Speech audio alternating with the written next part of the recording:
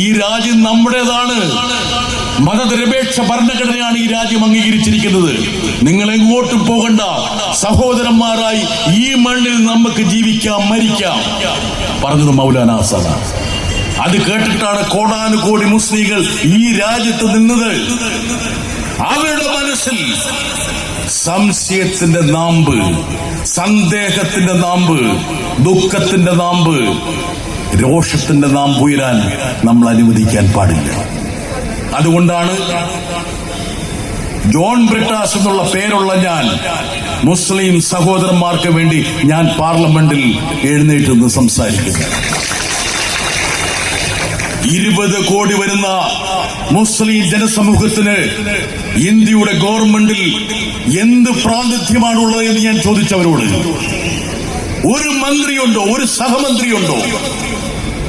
നിങ്ങളൊക്കെ ഒരു വ്യക്തിക്ക് ഒരു വോട്ട് എന്നൊക്കെ പറഞ്ഞ് മണ്ഡല പുനർനിർണയത്തെ കുറിച്ച് ചർച്ച ചെയ്യുന്ന BJP നേതാക്കൾ ചിന്തിക്കേണ്ട ഒരു കാര്യം, ഇന്ത്യ ഭരിക്കുന്ന എക്സിക്യൂട്ടീവ് എന്ന് പറയുന്ന കേന്ദ്ര സർക്കാരിൽ 20 കോടി ജനങ്ങൾക്ക് 0 പ്രാതിനിധ്യം.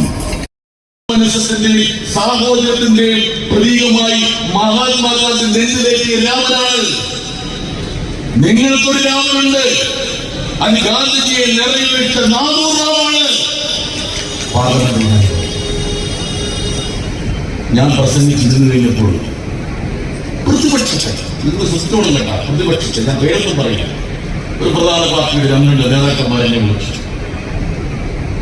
കേൾക്കുന്നുണ്ടല്ലോ, ശ്രദ്ധിച്ച് കേൾക്കാൻ കേട്ടാ അധ്യക്ഷനുമായി ബന്ധപ്പെട്ട